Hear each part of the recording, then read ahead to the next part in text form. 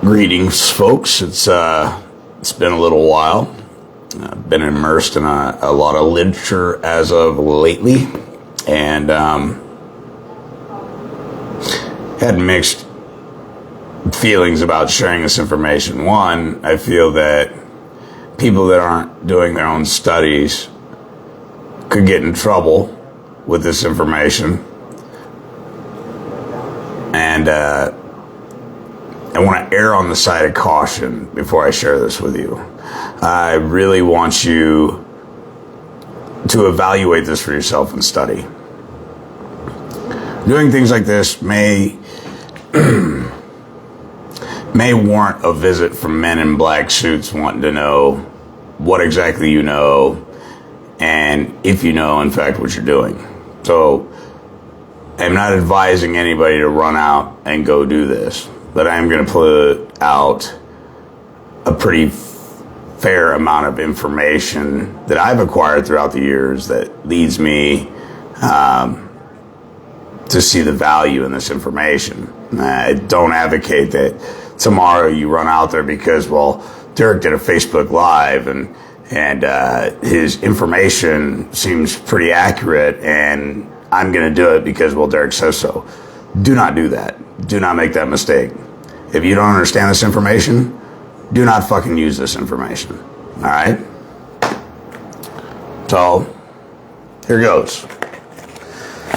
What is the purpose of this white paper? In its simplest form, it is to address the questions that is asked by almost every so-called freeman and inmate who has ever been railroaded by a totally corrupted so-called judicial system. For the individual who knows they have actually committed a crime against their fellow man, the outrage of being incarcerated is severely subdued by self-admission of guilt and expectation of punishment if caught. So it is the truly outraged individual railroaded by the system who will be the most motivated to make the concerted effort to understand the information presented here and to pursue its remedy. All right? Remedy happens in the commercial side. Relief is an equitable term. You're looking for relief and equity. Remedy is on the legal side. What is the system? Without a fundamental understanding of what the system actually is and some understanding of how it got this way, there is virtually no possibility of understanding and implementing a remedy. The subject of what the system is, as opposed to what the system appears to be, could easily encompass a 1,000-page book. The history book explaining the events of the past that led up to the present state of the system could easily fill up to several thousand pages. And even if such books were in your possession, would you make the effort to digest the information? And even more important, how could you know it was the truth? Or was it just a bunch of half-baked theories that fall apart upon the serious examination by objective analysts? Obviously, this extremely brief paper will make no attempt to prove anything stated within regarding the system will of necessity be simply asserted as fact, firmly established as irrefutable, yet facts that will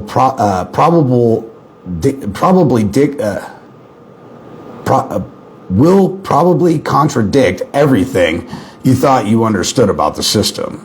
You will either face up to the fact that you have been deceived and lied to all of your life about almost everything you think you know about global financial prisons that the entire world is now part of. also referred to as the system. For those of you, the vast majority of humanity, who believe that such an evil global system of grand deception and enslavement cannot possibly exist, the mere suggestion of it sounding like the utterance of those conspiracy nuts, and usually dismissed as kooks, I suggest you immediately cease reading any further, since I have no intention of communicating with the hopelessly brain-dead masses on these matters. It goes against my nature to be simply making assertions that are not backed up with rigorous proof, but I am of necessity going to have to just move forward and assert the facts as irrefutable truth. If you demand the truth in life without compromise, you will eventually come to the same truth about the system. And what do I mean by the system? The system consists of all the institutions that man has created to organize, control, sustain itself out of necessity, the right to survive. Okay? In particular, government, religion, and commerce. There are no sharp demarcations between these three institutional entities, and in fact are so hopelessly intertwined that I will refer to them as the system. See the first Matrix, the movie, again and again and again. The foundational facts to understand. 1. The system in today's world on a global widespread basis is now completely dominated, controlled by the forces of darkness, i.e. Satan, Lucifer, devil. This is not some mystical, superstitious raving. The dark forces are absolutely for real, are extremely mystical, are extremely ingenious in the science of controlling the people's thinking, and control all governments of men, and control the vast, overwhelming majority of all religions, and in particular, all of those so-called Christendom, not true Christianity, represented by the harlot upon the beast in Revelation scriptures. And for our analysts, the most important realization is that the financial economic system, in particular banking, the principal control level point of the commerce game, and the resulting enslavement of all of mankind, there is ample, if not massive, confirmation that one indeed seems to be now well approaching the final battle of righteousness over Satan, pure evil. Fact number 2. Probably as much as a little over 80% of the American people still believe that man's problems can be solved by political action, voting, having an informed opinion on political matters. They accept what they hear on the media and believe that authority can be trusted. Less than 10% of this group will ever realize how profoundly deceived they have been. Fact number 3.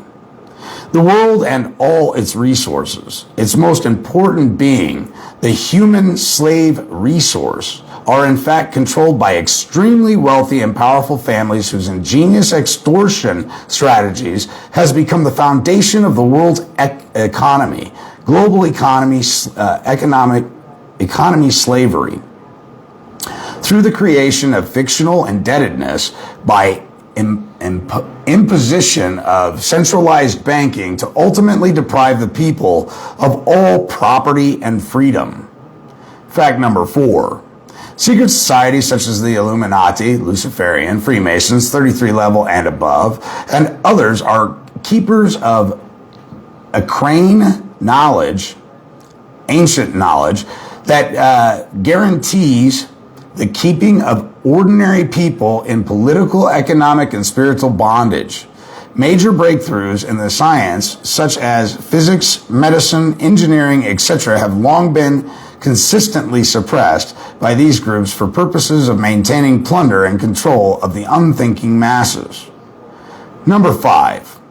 The original de jure Republican form of government given to us by our founding fathers, referred to as the United States of America, has been replaced by stealth and deception with a private, foreign-owned, and operated for-profit actually plunder de facto corporate democracy, not a republican, in actuality a municipal corporation of the District of Columbia of the United States being incorporated in England, our former enemy, in 1878.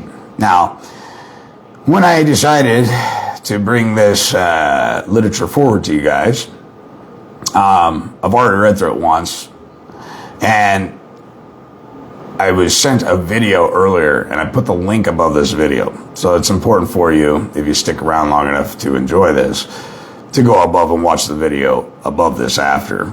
Follow the link. Fact number 6. The state of Ohio, or any state of Nebraska, Texas, Idaho, doesn't matter, refer not to the legitimate de jure republic, a party to the Constitution for the United States of America, but are an unincorporated, no physical boundaries defined in their Constitution, municipal corporate instrumentality of the United States, fraudulently established under the Buck Act of 1940. These de facto government impersonators have no actual lawful authority over any inhabitants of the several states of the Union, being ultra-virus and null-teal to the corporate charter. They are the purest form of total fraud and deception against the people. Fact number 7. All the state courts found within the state of Ohio, or any state of, being brought into existence under the fraudulent authority of the state of, have never had any lawful authority over the inhabitants, only over the fictions they create and the trustees of those fictions, never the sovereign unless tricked into becoming a co-trustee. Fact number 8.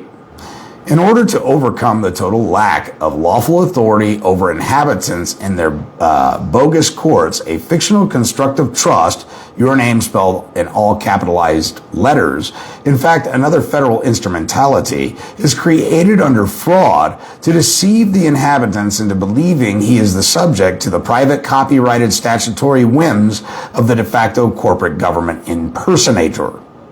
Fact number 9. All so-called judges, who in fact are in the business of enforcing private copyrighted statutes and codes, are judicial officers, but rather mere executive administrators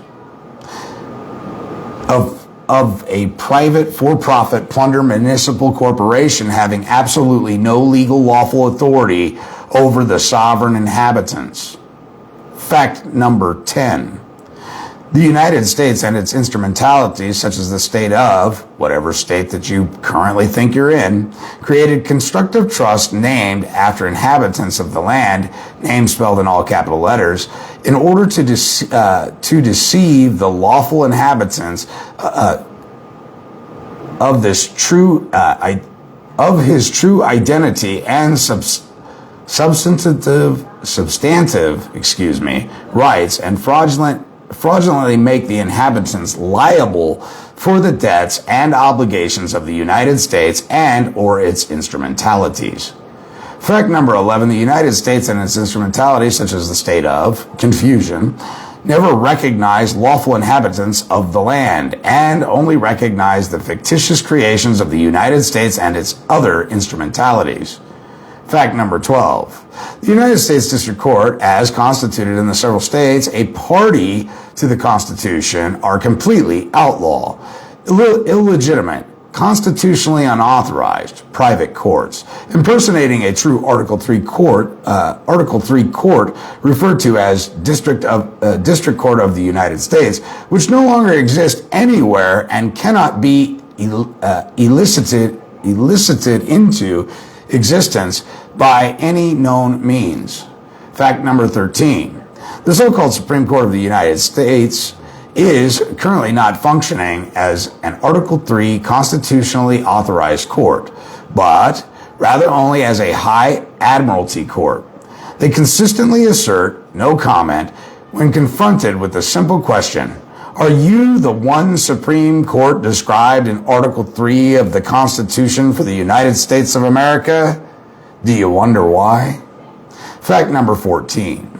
The corporate de facto democracy, not the de jure Republican United States of America, went into bankruptcy in 1933, creating a legal vacuum, the void of which was filled by fictional construct of fraud that led to the judicial system becoming the most corrupt legal system in the world without peer. An identified recent candidate for nomination to the Supreme Court of the United States, Edith Jones, appellate judge, publicly stated the American legal system is corrupt almost beyond recognition. Fact number 15. All so-called crimes are in fact strictly a commercial matter, as stated in 27 CFR 7211, Code of Federal Regulations. Fact number 16. Ever since June 5th, 1933, because of the bankruptcy of the United States, when House Joint Resolution 192 was unanimously passed and became public policy per Public Law 7310, all products of the industrial economic system are of legal lawful necessity prepaid, i.e., everything must be paid for by the government to preclude the charges of high treason against Congress, Secretary of the Treasury, Board of Governors of Federal Reserve Bank, and the Comptroller of the Currency. This is an historical, irrefutable fact that has been kept secret from you for over 93 years. It's time to wake up. Now, these particular assertions being stated as facts, the following conclusions can be readily arrived at. 1. Pursuing any remedy within the so-called courts is a proverbial barking up the wrong tree, since the so-called courts have an immense financial incentive, as much as $10,000 a day per inmate, to convict any and everyone, innocent or guilty, is totally fucking irrelevant. The pretend court only take in the big bucks upon securing convictions at all cost, or as a compromise, obtain lucrative bribes from its victims.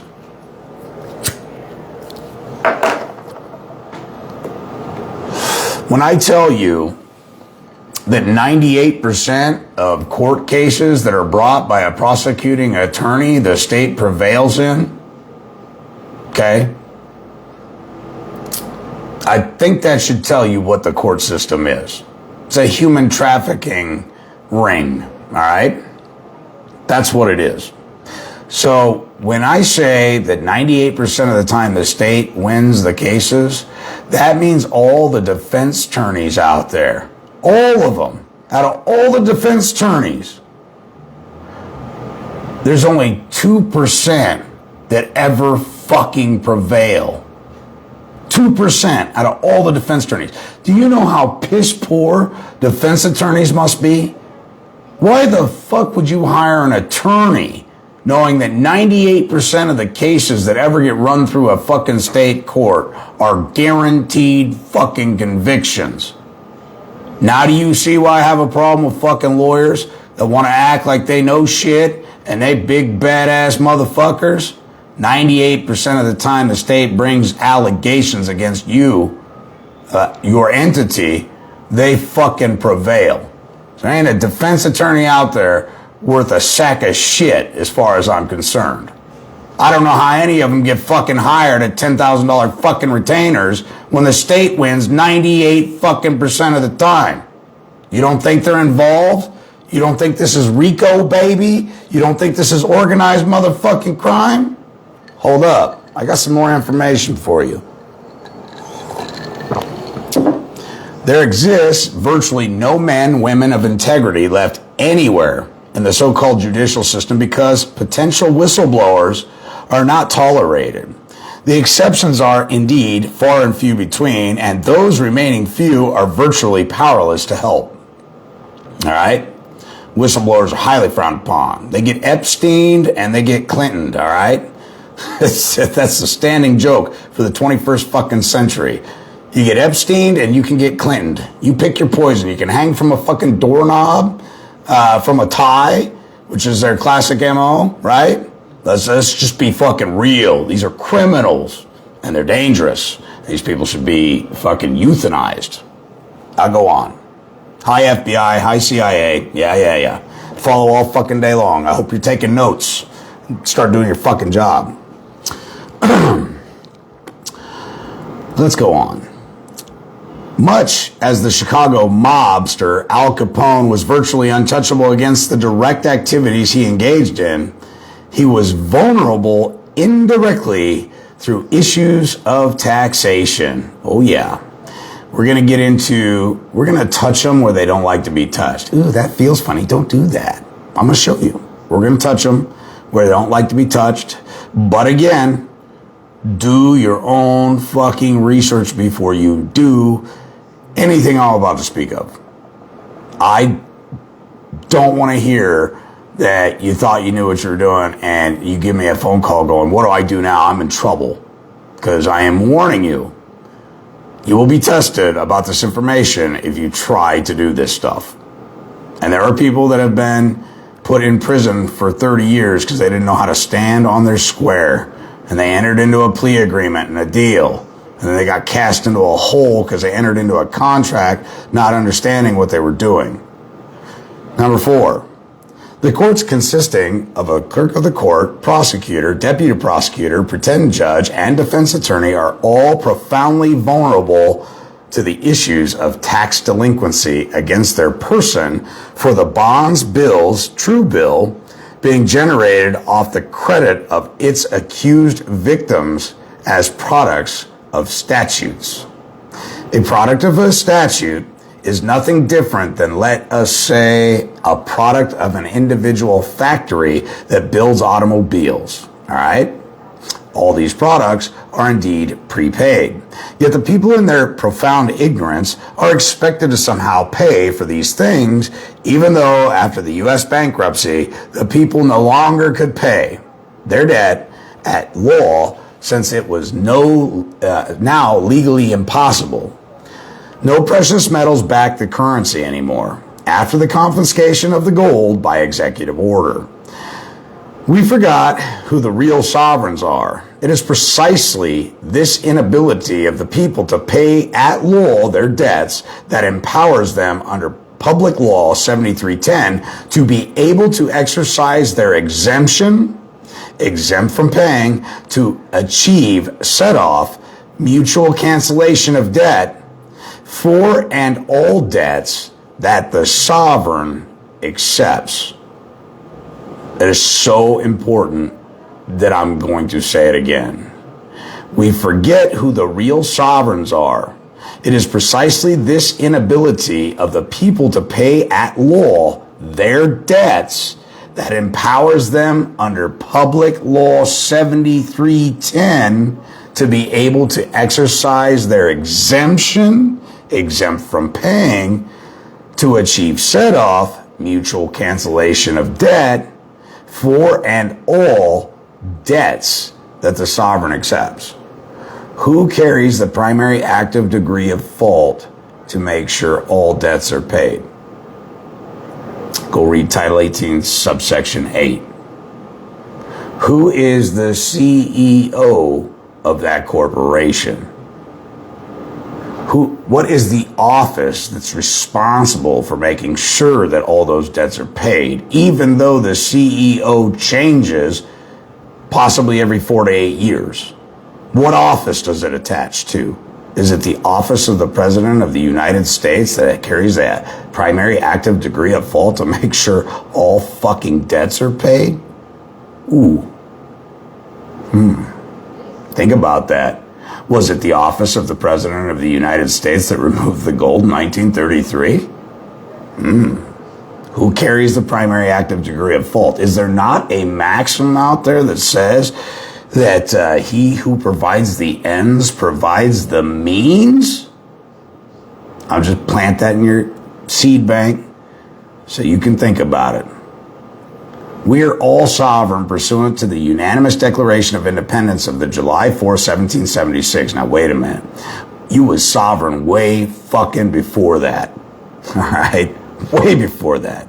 because you were known by the Heavenly Father long before you even existed on this land. And if you read Scripture, you understand that. You were here by a higher authority and by a higher power, making us subject to no other man. Only God, the absolute sovereign, all men are created equal. Now do you remember? We, being the sovereign, are the only source or commercial energy. So all funds that exist within the economy ultimately belong to a sovereign inhabitant on the land. The government has the capacity to generate any positive No government has the capacity to generate any positive commercial energy, only to generate destruction, death, debt, and a pure parasitical existence upon the productive energy of the sovereign. These concepts are not some pick in the sky mental exercise, but are the hard reality that the dark forces fully recognize and go to such lengths to keep hidden from us. With great ingenuity and cunning, the dark forces have attempted to totally neutralize these impediments to achieve total enslavement of the sovereign by making them think they are subject to their servants, the greatest of all con jobs in the history of man. Is there anything we can do about it? So how do we turn the table on the greed, total corruption, and infinite evil and control of this wicked system, to assert our sovereignty, to restore the de jure republic where everyone is a sovereign with no subjects, and put a stop to the domestic terrorism, rape, robbery, and pillaging being committed against the sovereign? Should we just wait for the promised divine destruction of the entire global system as guaranteed to happen eventually in Scripture that admittedly has 1,000% batting average so far? Or if we have the knowledge to do so, to put into action that can free the unjustly incarcerated and help set up circumstances that can severely curtail, if not cause to implode upon itself by its own accord, the criminal enterprise impersonating a judicial system. Since the criminal enterprise impersonating the judicial system is protected, supported, and mutually profiting from the plunder they generate, all the way to the Supreme Court of both state and federal venues, they actually are in the same one federal system, since the state is a mere federal instrumentality. Then we must seek remedy outside of the state and federal so-called government de facto that has a superior position. The United States, under its federal instrumentalities, such as the state of whatever, all went bankrupt in 1933 and went into receivership. The creditor in the bankruptcy is the International Monetary Fund, IMF, World Bank, which uses their collection enforcement branch called the Internal Revenue Service to service payments into the phony bankruptcy that is being used as a subterfuge to extort money from the people through the income tax scam. The federal tax form provided a tool for remedy. The federal tax form always suggests the use for extortion of funds from individuals is the Form 1040. Now, before we go any further, I'm questioning whether I should even make this video at this point, because I can just see people getting themselves into trouble. I really can. I cannot stress to you enough how important, before you do any of this, for you to do your research, all right? And remember that you're doing everything in good faith, with good conscience, and for good reason, and you're expressing that in written form on an allonge with anything you're fucking doing, okay? The federal tax form always suggests the use for extortion of funds from individuals is the Form 1040, OMB number 1545-0074. Even though upon examination of the Office of Management and Budget, OMB, congressionally mandated listings of what this form is to be used for shows absolutely no applicability to the subject of individual income tax. It is totally purposeless to protest any aspect of the surrealistic income tax scam. The form totally supports your tax position you would be asserting. An example, Federal Tax Form 1040 filed for John Q. Doe, all capital letters, designated as legal fiction trust entity fiction, is provided. Noticing that the perjury statement states that you have examined the return and accompanying schedules and statements you make, and to the best of your knowledge and belief, it is true, correct, and complete. This will work in your favor, as we shall see, as you shall soon see, would protect you. I call your attention to line 21. Its attachment, which contains a statement that certain issue were being held by recipients. The eligible issue or issues are the listed items. In the example, the appearance bond for case number CR 55555 was listed. Since this bond was issued, your identity as the commercial entity backing the bond, even though the appearance bond may have only been posted at arraignment and never actually exercised. This changes nothing in the nature of the bond itself.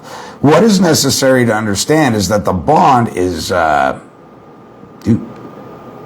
issued, posted, and obtained its value, commercial energy, from the credit commercial energy of the actual living soul, the principal creditor that is being involved, compelled to appear.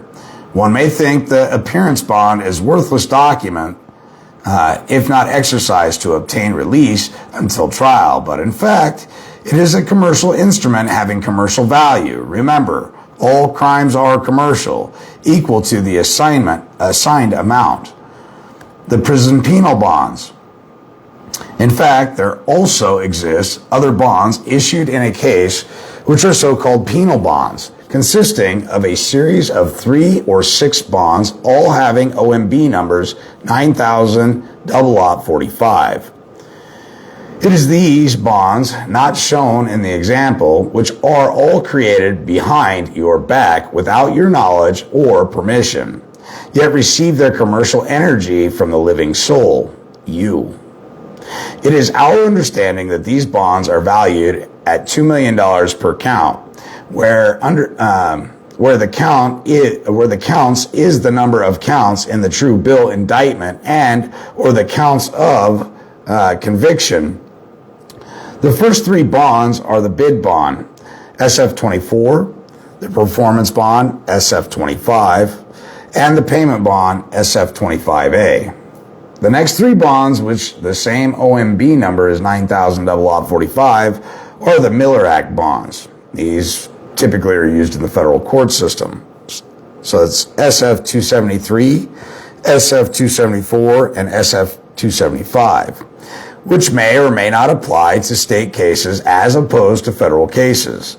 Each bond issued would constitute a so-called roll, so the total sum of all these penal bonds could be 3 or 6 times $2 million times the number of counts, okay? All these bonds are 1099 OID eligible issues. All these bonds are 1099 OID eligible issues, okay? These are all tax issues. If you were to also list these as 1099 OID eligible issues, the amount becomes quite large. And the number of showing upon line 21 and 64 of the Federal Tax Return 1040 would be considerably larger. For simplicity of example, they are not included. Only the appearance bond, but can most certainly be included also. The description of these bonds would be all OMB numbers 9,000/0045 bonds for case number CR 55555, state of whatever, New York, Arizona, whatever, versus John Q. Doe. In addition to these case-related bonds, one can also include such eligible issues as traffic tickets, commercial bills of any sort, tax bills, court judgments, in fact, any and all commercial presentments, whether issued to you or by you. Remember, all the products of the economic system are prepaid by virtue of public policy and public law 7310, arising out of necessity of their no longer existing constitutionally authorized money to pay at law with. Once they took away our gold and silver backing, the backing of the currency that is mandated by our organic constitution in Article 1, Section 10, making it impossible to pay at law for anything, the party, government, that seized the gold under public policy pay the bills for us. It is our very inability to pay at law as a result of the executive order seizing the gold in 1933 that gives us the authority to demand that the items be treated as prepaid.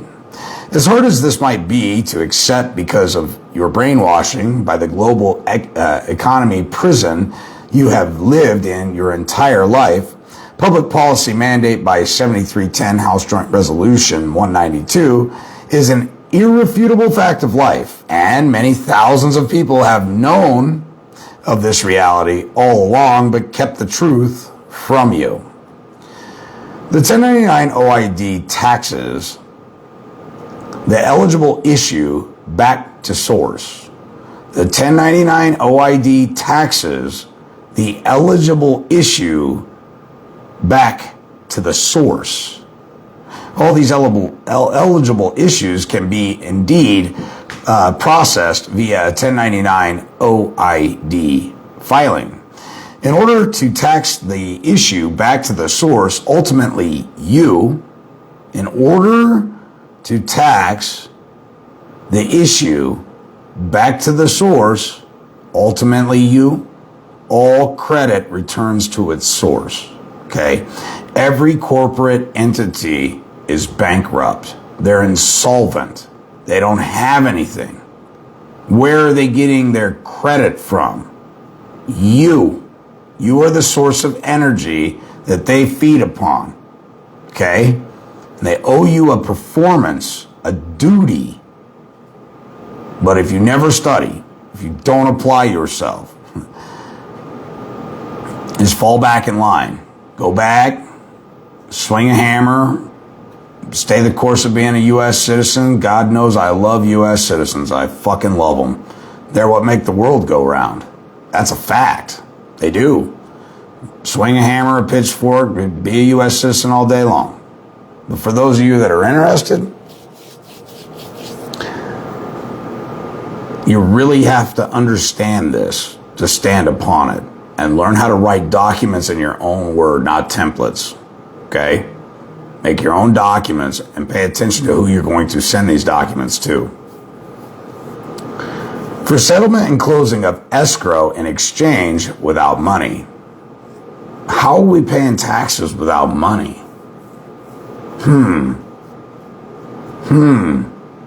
If the whole economic system is based upon promise sometime in the future, how do you pay?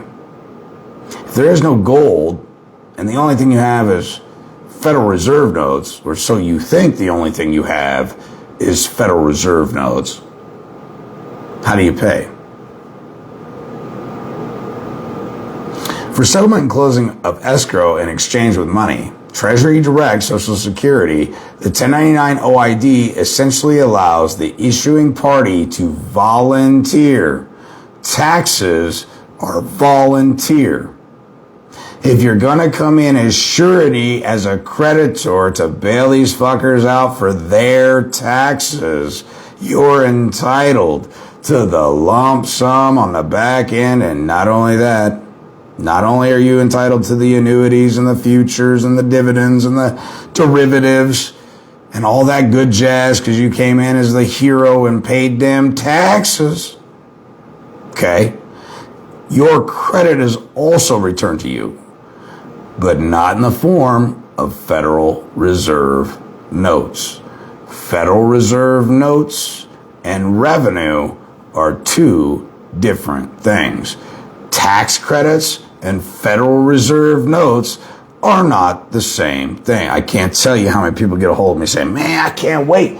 I'm gonna make me videos with this pocket full of FRN notes and wave them around. I'm gonna show everybody it ain't about FRN notes. If that is the mindset you have, if you think that paper and ink in your pocket is gonna somehow substantiate who you are as a living, sentient individual, this is never going to work for you. Ain't going to work.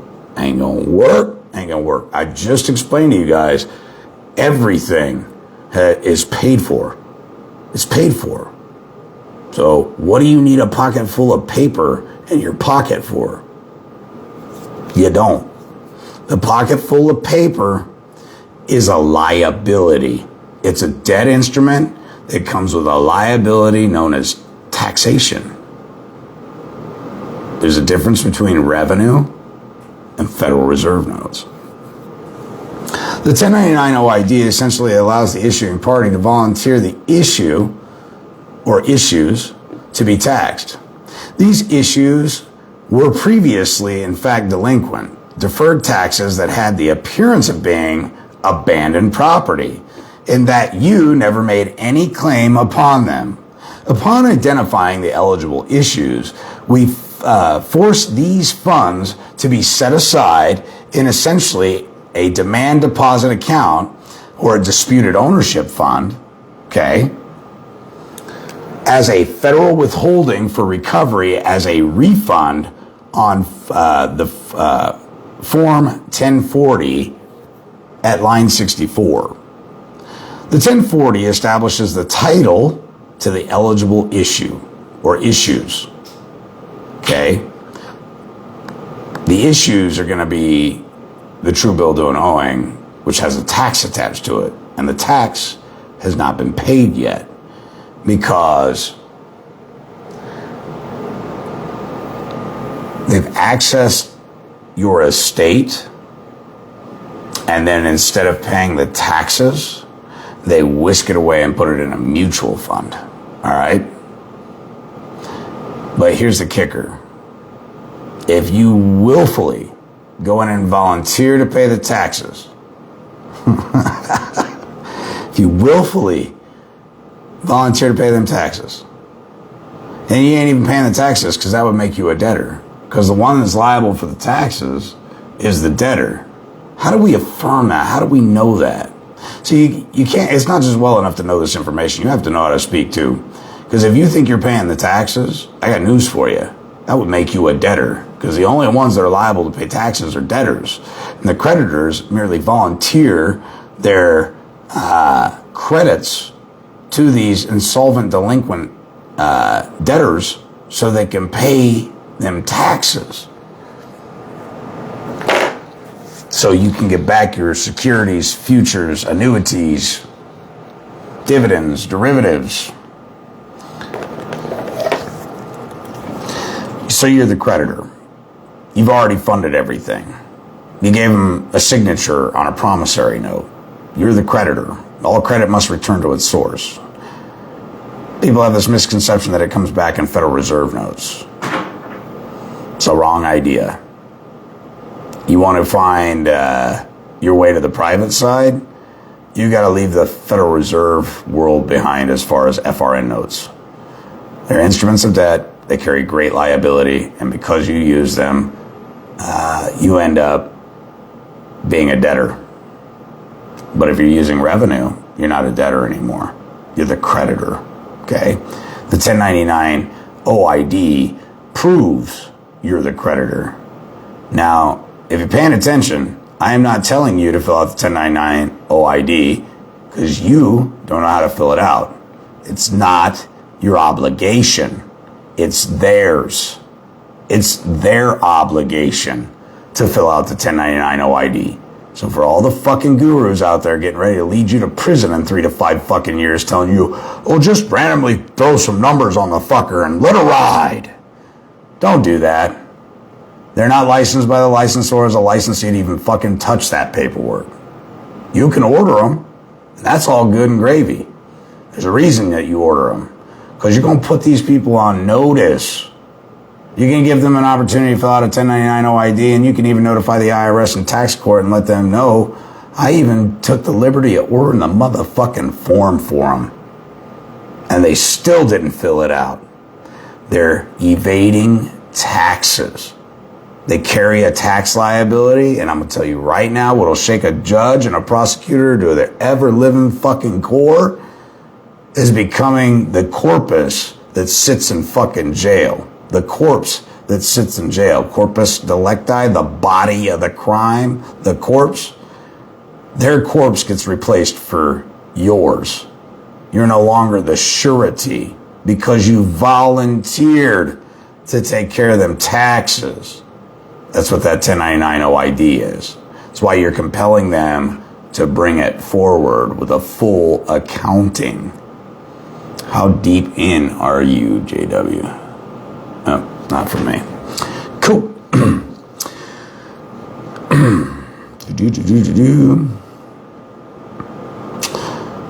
The 1040 for form simply identifies the 1099 OID eligible issues as both being an income to you, line 21, and as a federal withholding, line 64. The commercial instrument presentment only obtain commercial energy value from you. So you are the source, the principal creditor. However, since you never received actual spendable funds, when they bill you, they failed to enclose a check to pay with, a dishonor in fact. The amount in question is all in a withholding status at the time of filing the 1040. The 1040, the 1099 OID filed earlier affected the federal withholding on the funds that were being privately withheld, in reality a delinquent deferred tax contraband kept hidden from you unless you learn of its existence and tax it back. It's talking about zeroing out the account. Remember, all banking business, at the end of the day, the accounts must read zero. A few other line items on the 1040 need to be clarified. Since I have nothing to gain by claiming any exemption, actually, only a partial exemption at that, I simply do not bother and put down zero. It really does not matter. Also, on line 40, I take no deductions because they are irrelevant to me. Now comes the more interesting part on line 44, the tax. Notice that the line says, see page 37. Does that parenthetically enclosed phrase infer any legal duty you are swearing under the penalty of perjury to have performed? Any items enclosed in parentheses or brackets are strictly considered removed from the document in the legal sense, but not always strictly adhered to. However, in an ever more fundamental sense, nothing on this page 37 is in any way legally incorporated as being a part of the 1040 from which you are attesting to only. Line 44 is somewhat cleverly constructed to trick you into self-assessing yourself some non-zero amount. As any serious student of income tax law has had drilled into his head, the individual income tax is voluntary, contrary to everything you have ever been led to believe. Only the taxpayer can assess himself. The IRS has absolutely no legal authority to assess the tax, even though they will try to bluff you. The form, line 44, does not in any way preclude you from entering a zero, even if they attempt to force you to assess a non-zero amount. you could simply 1099 OID that amount and tax that back to the source also. They cannot win on the issue. Filing the 1099 OID, the example shows a 1099 OID and the accompanying 1096 that must go with it. Now you can file 1099 OIDs online now, and it doesn't need the 1096. However, the forms are best handwritten, or the way that I'm doing it is getting the paper form. All right. And I'm not filling it out. Again, I don't think anybody should fill out a 1099 OID. You just ain't qualified. You're not licensed by the licensors or licensee to do it. You don't have the account numbers. You don't have the accounting. You don't have full financial disclosure. How in the fuck could you fill out a 1099 OID? You fucking can't. Because you don't understand derivatives, you don't understand the accrual rating, you don't understand any of the terminology or technology that they're using to make the assessment for the 1099 OID. However, you have agents that work for you that do know how to do all that, and you can compel their performance, or they're in breach of trust. Okay, and you have grounds for a suit for damages, harm, and loss caused to you and cheating the United States Treasury. All right. The two sample enclosed letters show the correspondence sent to the prosecutor asking him to please file the 1099 OID. It is also recommended that the clerk of the court and all assistant prosecutors in your case, the judge, also be added to the parties contacted. Since the people contacted, all will refuse to file the 1099 OID usually, even though it is required of them. They will all be in dishonor and become, as such, eligible to appear in the report as a recipient of the payer. The head prosecutor, as far as we are concerned, was the payer, who is actually was paid from your account without your knowledge or consent, which translates to stealing your exemption. So in a sense, you yourself were the hidden payer, the prosecutor acting as your agent without your knowledge. Normally, the filer of the Form 1099 is the same party as the payer, but the fraud caused you to have to be the filer out of necessity. Every party who dishonored your first letter has become holder due course of the federal liability, and hence should be listed in the recipient box by listing by stating holder in due course. Date of dishonor is the date of first letter. There can be multiple recipients to the same eligible issue. In a sense, these dishonored parties share the liability or liabilities individually and severally, consistent with the UCC holder in due course protocol.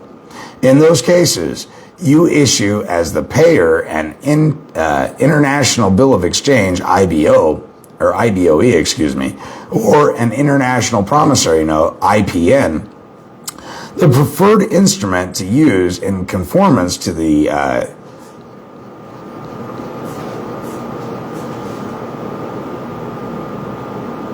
UNCITRAL Convention on International Bills of Exchange and International Promissory Notes, to say a court of court for a fine or court cost,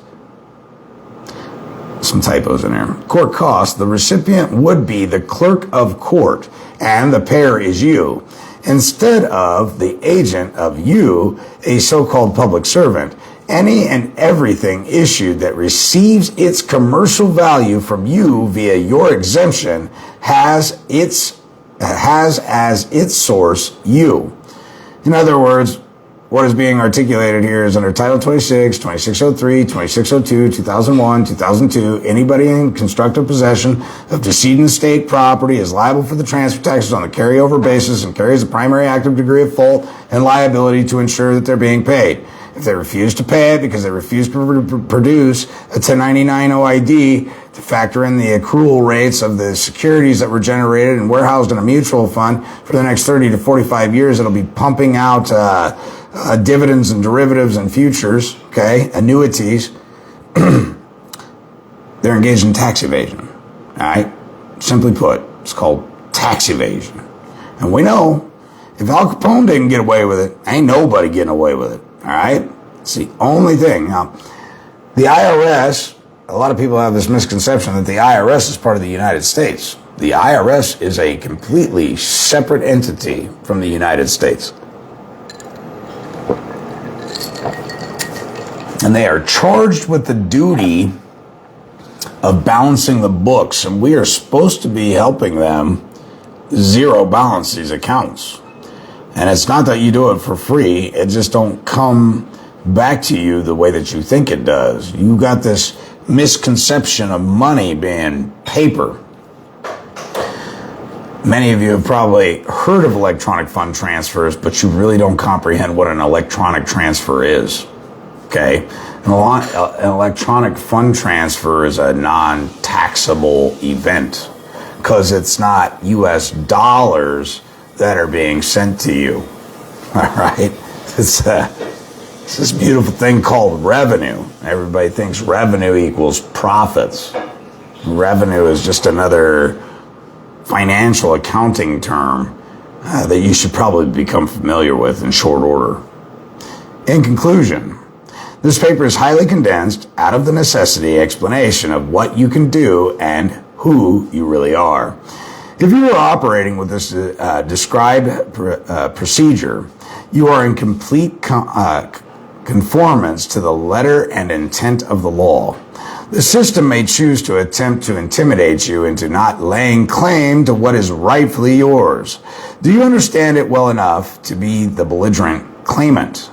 Remember, there's a federal Supreme Court case that says only a belligerent can stand upon his rights. A belligerent doesn't mean that you necessarily have to be violent or hostile, but it does mean that you have to do your due diligence. You don't have to be violent. You have to be vigilant. You don't have to be violent. All right? Saying the system does not want you to assert yourself. They will try to intimidate you into silence and acquiescence of the docile economic slave you currently are. All it takes for evil to prevail is good men to do nothing. To quote Teddy Roosevelt, one of the greatest shortcomings in contemporary society is the ability of many to distinguish between right and wrong and good and evil, as well as the lack of the spirit to fight against injustice. Fundamentally, peace and our humanity must be backed by the spirit to challenge what is wrong. A peace that acquiesces to rampant inequity represents the bleak stillness of a spiritual graveyard. Shutting one's eyes to injustice is not tolerance. It is little more than cowardice and apathy. It is to those who agree with this paper is dedicated and addressed to. It was not made clear in the previous discussion how and why this procedure affects the release of the individual from jail. The corpus body is being warehoused by prison system as surety collateral for the commercial instruments by the pretend courts discussed earlier.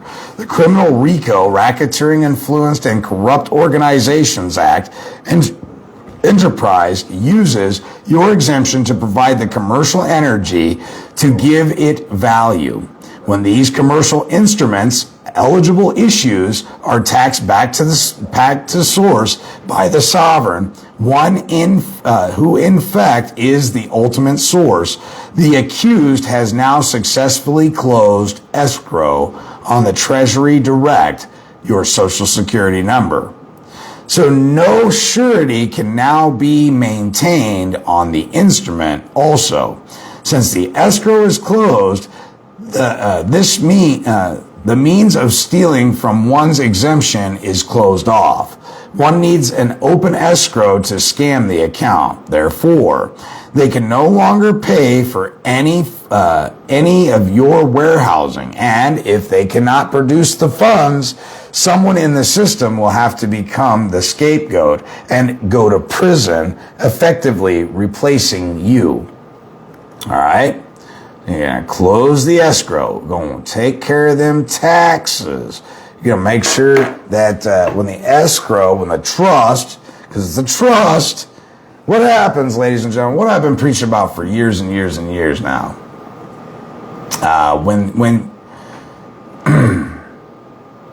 when the beneficiary and the grantor are one and the same, all right? Or when the trustee and the beneficiary are vested in the same person, what happens to the trust? The trust collapses. And then what happens to the assets of the trust? Well, the trustee and beneficiary are in the same person. The beneficiary becomes the grantee absolute. And the property within the trust that is collapsed has to be accounted for and given to the grantee absolute, the creditor. All right? They created a constructive trust. They're holding shit in escrow. They're negotiating securities on the international stock market that would blow your fucking mind. And you were the source of it all. And if they commingled funds in the process of doing it, public and private, you're entitled to it all. You have to make a claim. How do you make the claim? By volunteering to take care of the fucking taxes. They're the debtor. You're the creditor. They already have the credit to take care of the taxes, but because nobody's reporting this shit to the IRS, they're whisking away your securities. They're casting you into jail for not paying your taxes. Taxes are not paid how you think. It's not a matter of Federal Reserve notes. That is not how you pay taxes.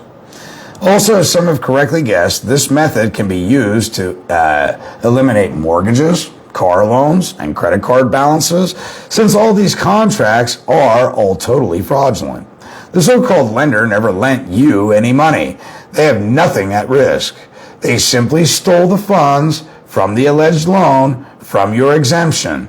They trick you into paying back what they never lent you. This is the ultimate scam indeed. This subject is, however, beyond the scope of this document. There is one single overlooked idea in the commercial activity we are involved in and engaged in, and too many thoughts may overshadow the answer. Whatever venture we are engaged with, we will be unable to make settlement because there is no closure on the issue.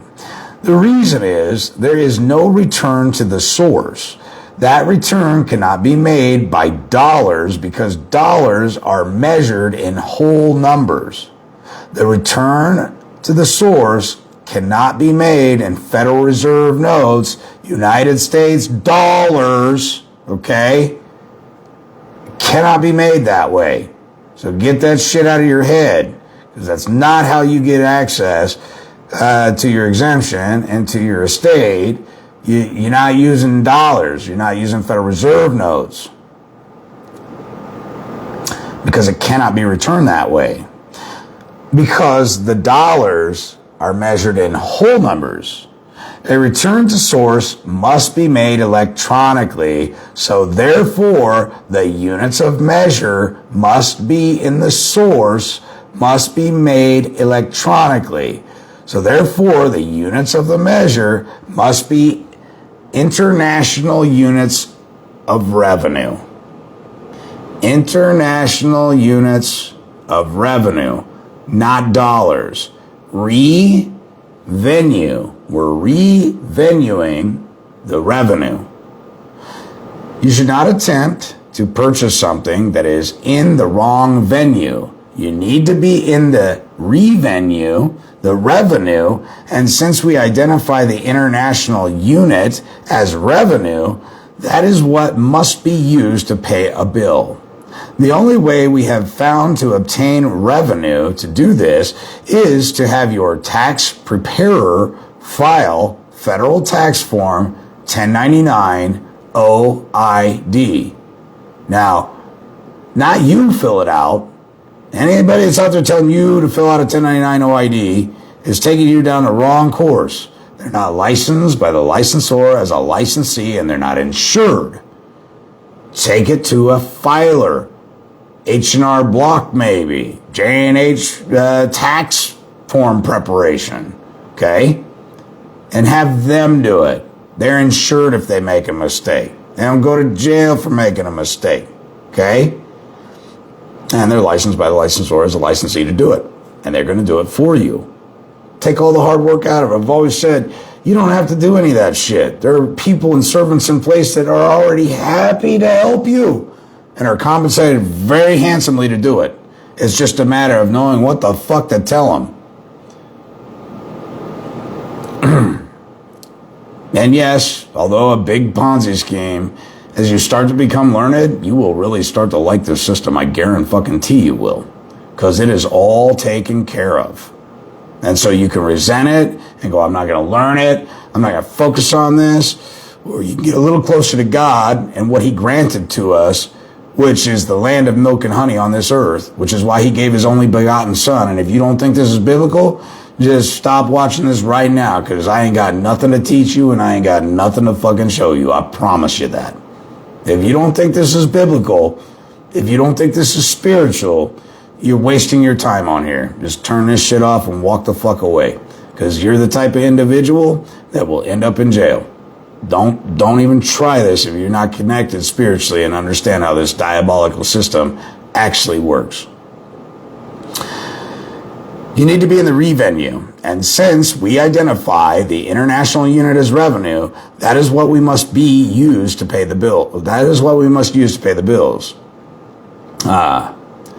We identify, the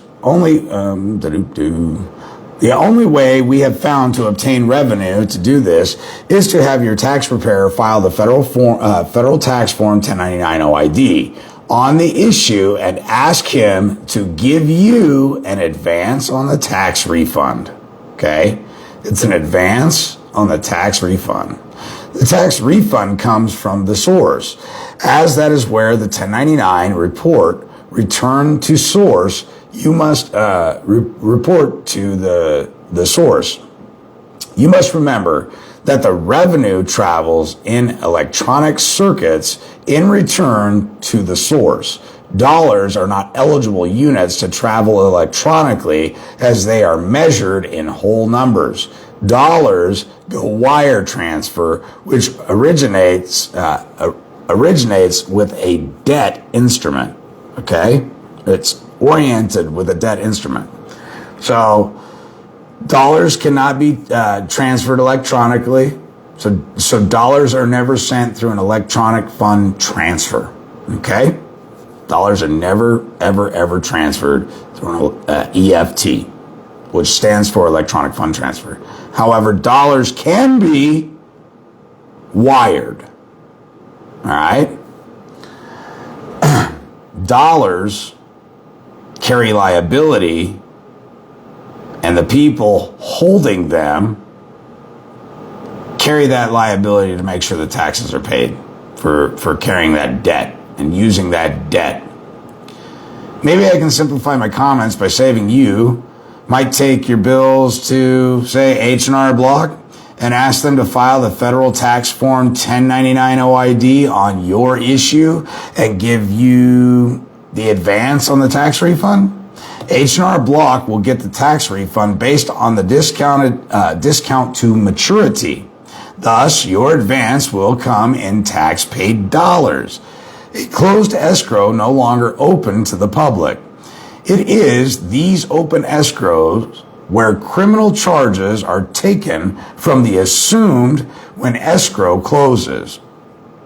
With the voluntary 1099 tax report, there is no longer anywhere for agent provocateurs to assume charges from.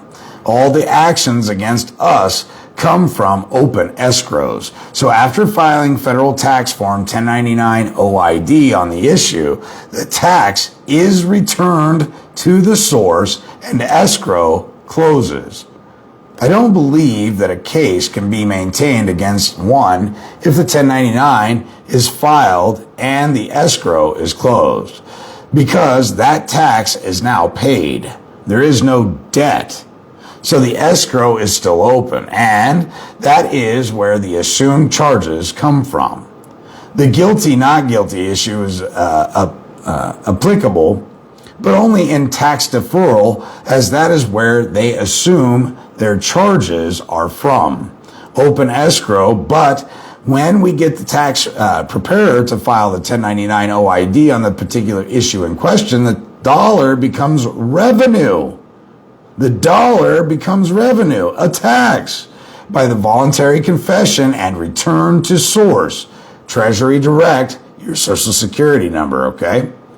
The source is a mutual fund held by the county attorney, and that mutual fund was purchased with a blocked grant that used your foreign credit blocked therein to enable someone, agent provocateur, to assume the use of these funds in a true bill against you. Adolf Hitler had a conversation with his fiance's finance minister, in which he said things that will make clear where contrary claims come from. This was discovered in the book, The 20th Century Journey, by William Scherer, where he tells of Hitler's question to the finance minister. He said, "We have made the political decision to build up our military in violation of the treaties. So, how are we going to finance the buildup?" The finance minister said, "First, you will need to use the printing presses, and second, we have confiscated enormous amounts of the Jewish property, and third, we will block the foreign credit that will enable you to use the credit of your political enemies to build up your army." So what you see there is the formula for a block grant as the means to derive foreign private credit from the rolls of residents of municipalities in the county that is run by the county attorney and the one who prosecutes you on charges therefrom. These block grants are the credit used by the county attorney to purchase mutual funds that are the source of revenue used to finance the product of those who bring bills against you. These mutual funds are the derivatives used to finance the IMF and are the source the 1099 instructions refer to. So when we get a bill from a merchant or vendor, that bill was financed by the source that is measured in international units, revenue that can travel in electronic circuits, electronic fund transfer, in return, tax return to the source. Whereas dollars measured in whole numbers cannot pass through the electronic circuit, electronic fund transfer, here is where the bill must be reported voluntarily on federal tax form 1099 OID to identify those dollars as tax revenue and thus eligible to pass to the source for settlement and closing in exchange, Treasury Direct, Social Security number. Another way to identify the source, mutual fund, is the source is exempt from state and municipal taxes, but not federal. That the reason to file federal tax form 1099 OID on the particular issue is to tax the sum of the bill back to the source. H&R Block can do that as you take your bills to them and have them report on the said 1099 OID, and you can get an advance on the tax refund immediately. They advertise on TV how fast and easy you can get an advance on your tax return. Everyone assumes a tax return is a 1040, but there are lots of tax reporting forms, and the 1099s are some of them. Only they are voluntary reporting. They are not mandatory like the others, but nevertheless, the reporting identifies the source as a small claim, expressed in international units and eligible for a judgment to enforce tax recovery in small claims court. That judgment can be extended to, say, an quiet title and ejectment action, would only apply after the said 1099 OID, excuse me, I skipped a line. That judgment can be extended to, say, an order for release of prisoner held as collateral. Thus, this becomes a habeas corpus. The quiet title and ejectment action would only apply after the said 1099 OID return is made, as it is after getting the escrow closed by the tax return to the source that one has actual settlement in fact. I don't think the mirror image is going to have much effect with the business because the mirror is relating to things and accounts of whole items measured in whole numbers, and we are talking about charges that can pass through electronic circuits as a matter of fact, so it looks like this reduces the idea down to a very small unit of a single source, thus one world order. With that idea in mind, we don't look at a credit as opposed to a debt or to a debit like in a mirror image, but the two are one and the same, thus one world order. I think the accrual accounting method will bear this out. It is the national currency that is not eligible to pay these debts because the international units I am referring to are derivatives leveraged 1,000 times or 1 million times the number we need not be concerned with. We only need to be concerned with the bill we have for ourselves to make settlement on. That is done by taking our bills and includes indictments to the H&R Block tax preparer and request he file the 1099 OID on the issue for return, a tax return, to the source, the mutual fund, for settlement and closing and exchange Treasury Direct.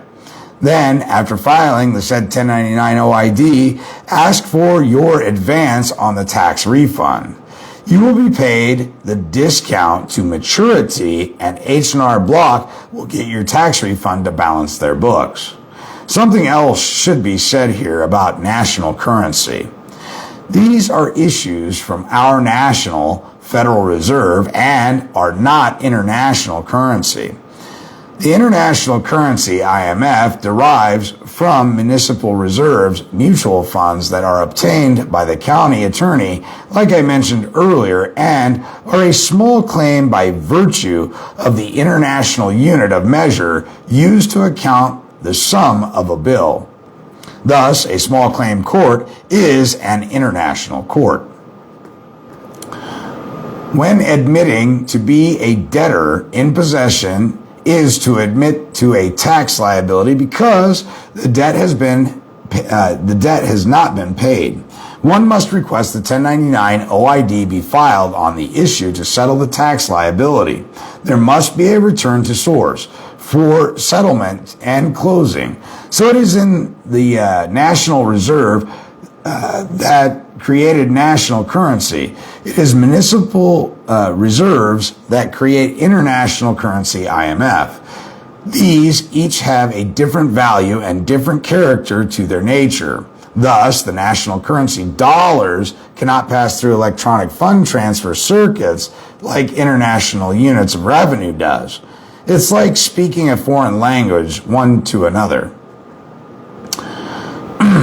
The central idea is in the federal tax form 1099 OID that I have written about. But now, to advance into action for the remedy, we here have discovered that the small claims court has two main reasons one can file for an action. First is the $3,000 limit that we cannot use because it does not provide enough relief dollars to settle the controversy. So the second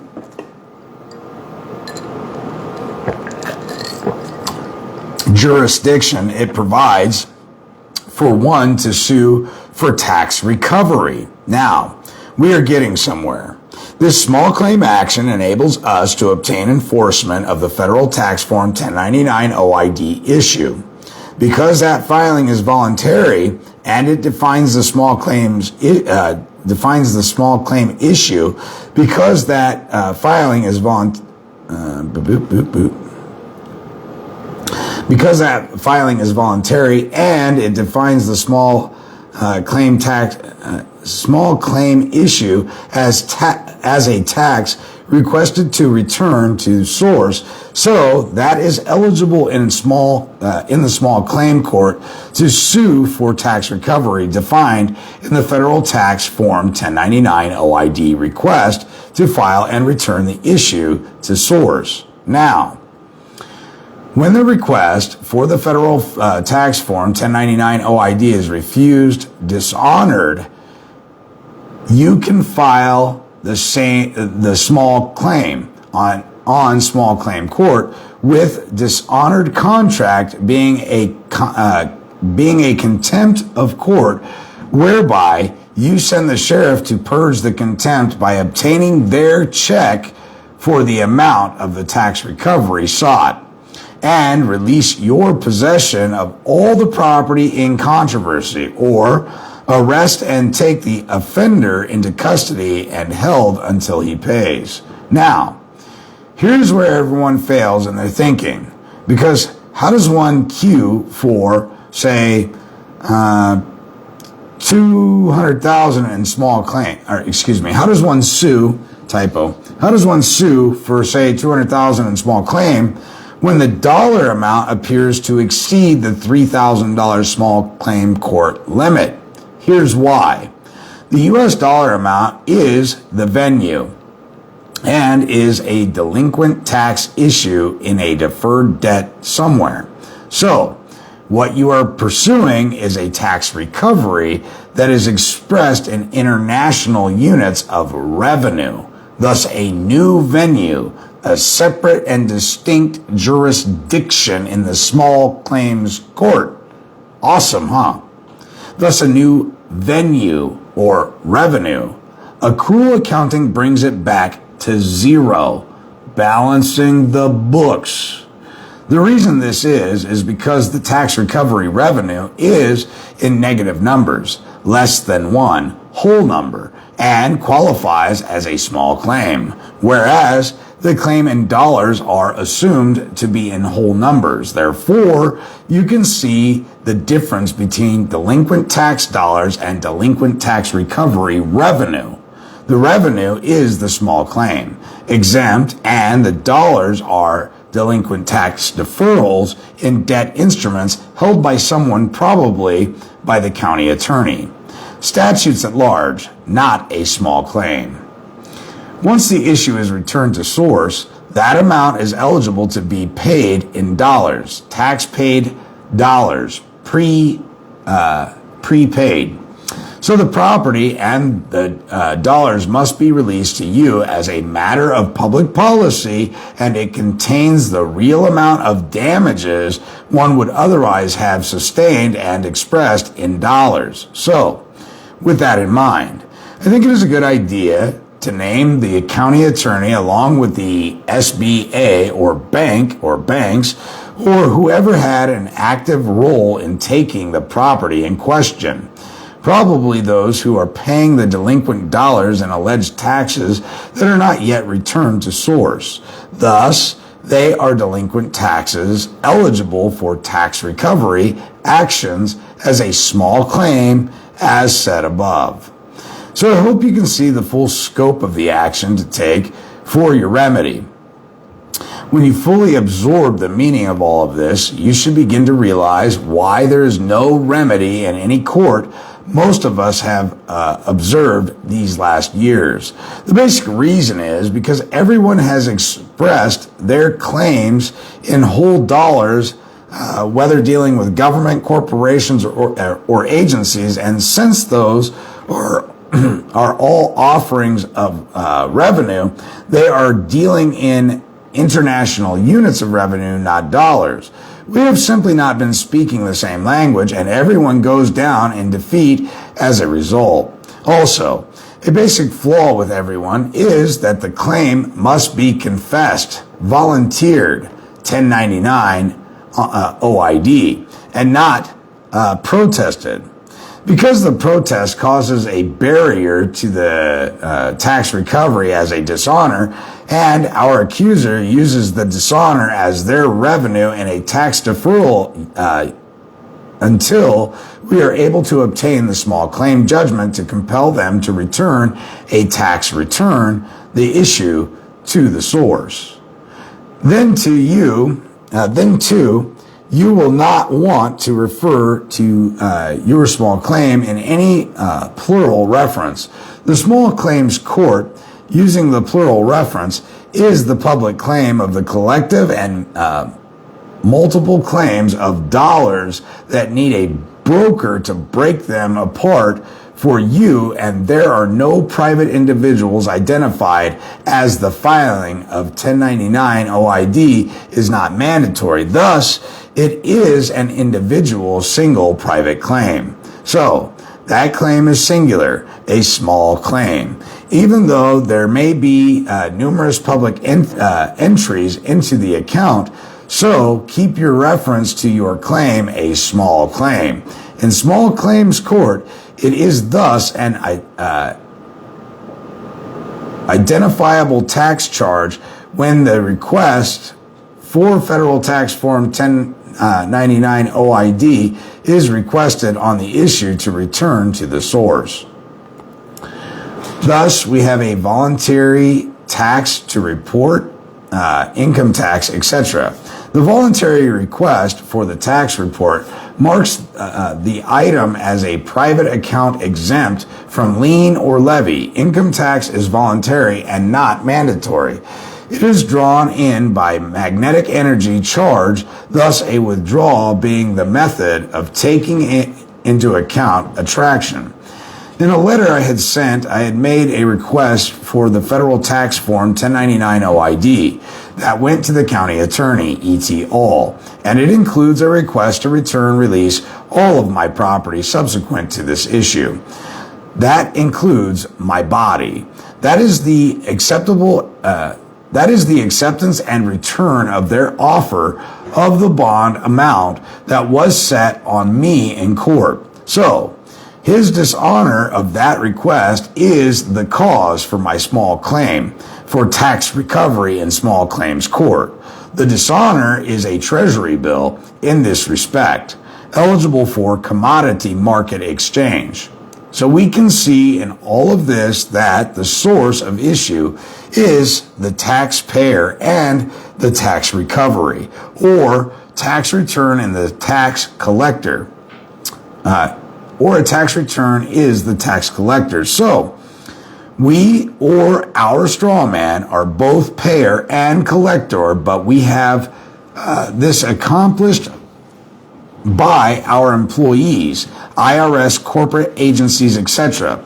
This is why we request of them to file federal tax form 1099 OID to identify the issue as a delinquent tax that we can sue for tax recovery and subsequent release and return of property.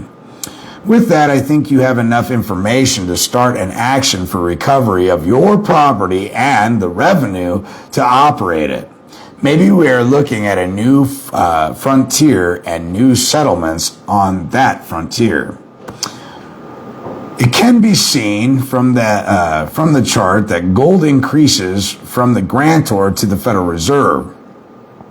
This is showing the use of derivatives to enlarge the super fund, but for the bill to return to the Federal Reserve via the U.S. agent, the federal tax form 1099 OID is needed to identify the currency as revenue and not tax delinquent dollars. This simply means the issue identified by the 1099 OID must return to the source before the resulting property can be returned or released to the owner because whoever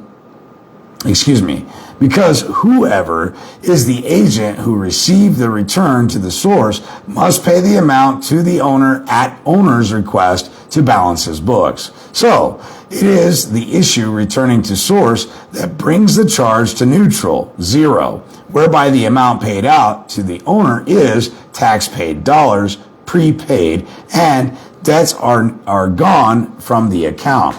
The exemption is merely the tax charge going to zero. in the agent's trust account after returning to the owner the tax-paid dollars. The agent doesn't get the exemption until actually paying the owner, although he probably assumes he has it. So this is the reason Federal Tax Form 1099 OID should be volunteered to displace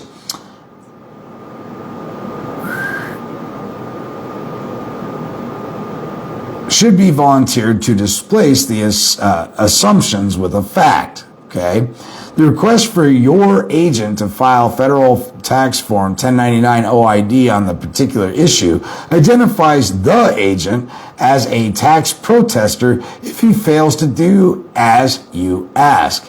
Ye have not, because ye ask not. Okay, it's getting a little late. I'm getting a little wore out and tired, guys.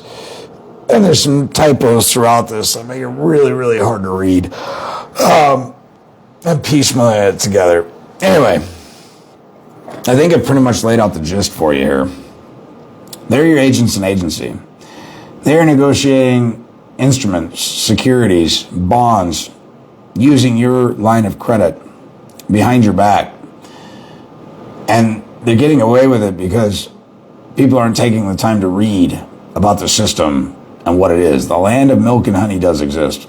You can put these trustees in their place and you can get them to perform.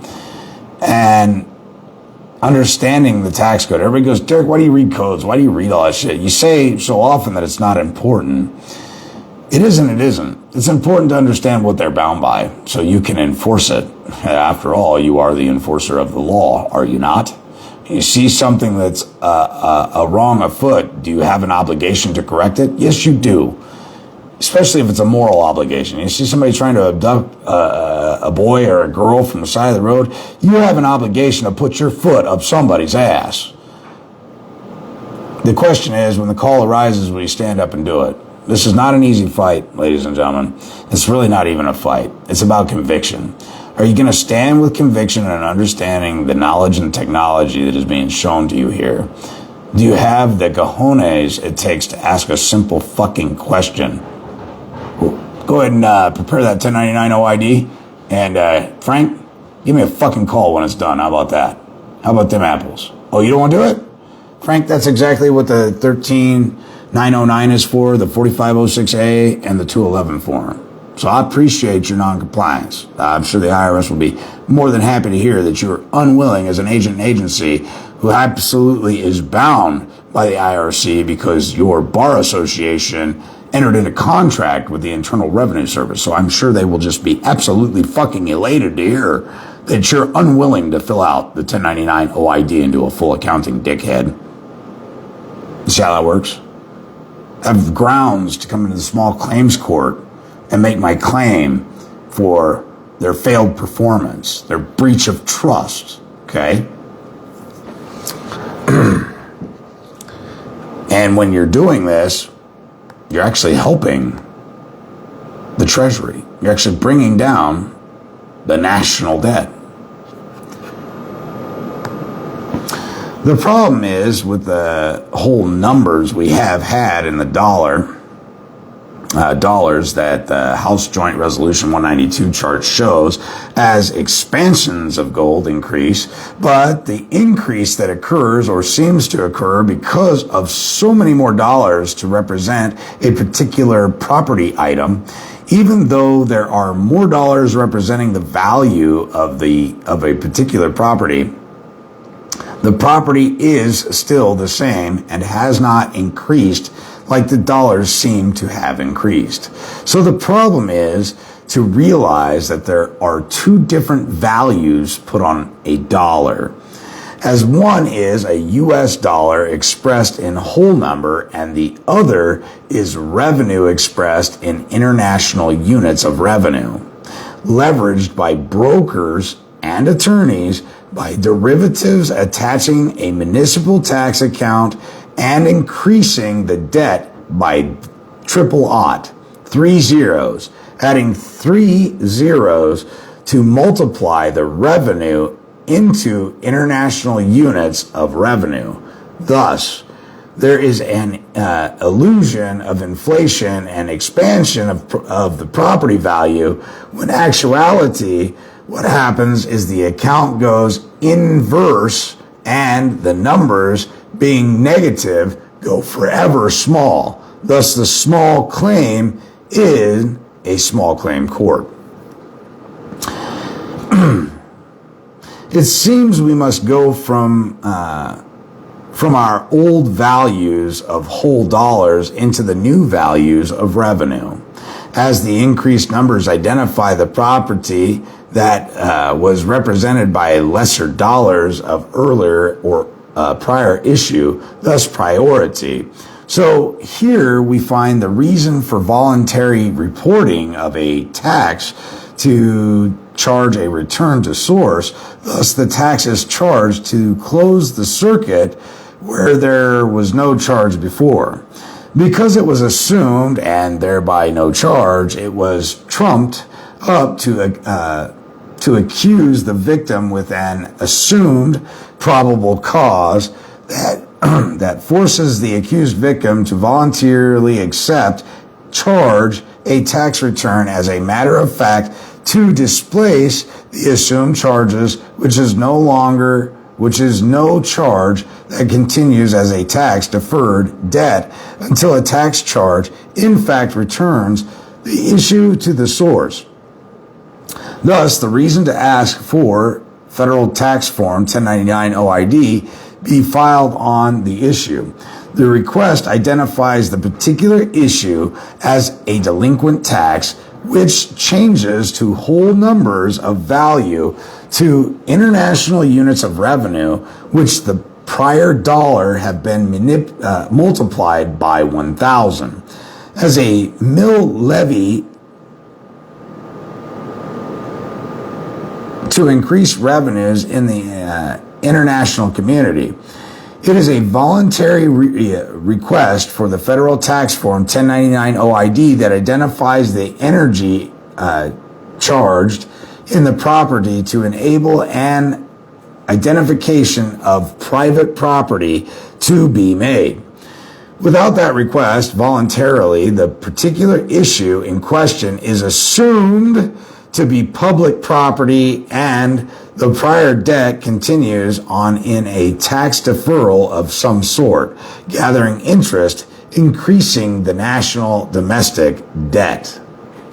So the biggest problem I see is that people have all these theories found in research of the statutes, but they fail to grasp what happens to the dollar when its value changes 1,000 times itself. One must volunteer the tax information so the issue, the body, does not fall into execution of law. Executions are unlawful as the tax 1099 OID is not mandatory, so they must be voluntary to enable the taxed issue to return to the source and settle and close, and closing in exchange can occur. This cannot occur by an execution, public law, but by agreement. Because the Redeemer does not live in false claims, if we agree and accept the probable cause alleged and request federal tax form 1099 OID to tax the issue back to the source, there is no longer a false claim, and the debt can be redeemed by the tax charging the circuit escrow to close in settlement.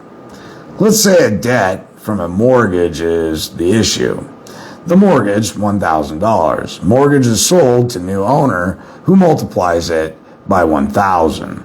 Now we have a $1 million mortgage, okay? So it multiplies to 1,000 times triple odd equals 1 million. The 1 million is the new value of the body property, which for which community service obtains grants, blocked grants in lieu of the taxes. They can no longer pass bonding issues in the local community. The people vote them down. The funds are raised by assuming tax revenue from the victims municipal tax liability, from which they obtain cash advances by bidding and holding mutual funds that provide liquid funds for public uses, deferrals, while binding, while the victim's account in the municipality has been charged as collateral on the advance, a tax liability. Blocked grants are funded with foreign credit, which enables the agents provocateurs to use the credit of their political enemies to carry out their sinister purposes. Okay? Are we not foreign to the public, being private? Then whose credit has gone into the blocked grants? Are these from H&R Block? H&R Block stock trading in the market? So unless there is a voluntary request for reporting the said tax, there is no fact to identify property free of tax liability. So no matter what sort of rationalizing one does to use administrative and court procedures to set off or set aside or otherwise discharge the debt obligation, to dispose of the debt, one cannot get rid of the debt because the public has no mandatory powers to redeem debt issues, but only use deferrals that declare the debt paid but is only deferred into the hands of someone who agrees to hold the debt, and whatever type the interest-bearing debt is placed. So, the one option to all of this is to volunteer a request to file Federal Tax Form 1099 OID to charge the tax on the issue for its return to the source. Now, there is a fact to take the charge issue. Okay, got it. Now there is a fact to take the charged issue into account and dispose of the debt by the balance going to zero. Now, some of the administrative procedures might work because the dollars have been taken from the old venue, US dollars, and reissued in the new revenue or revenue as in international units, a small claim, eligible to file for tax recovery in small claim court. So, one can see the old venue dollar do not have the same relative value to particular property that the revenue has. As the county has taken all their tax accounts and sold or traded them for revenue measured in international units that are mutual funds valued in this assessment multiplied by 1,000, these dollars of revenue are now a small claim, because they are voluntarily identified in the request for Federal Tax Form 1099 OID to tax the particular issue back to the source, and are eligible in small claims court to sue for tax recovery and obtain a judgment to enforce the return to source.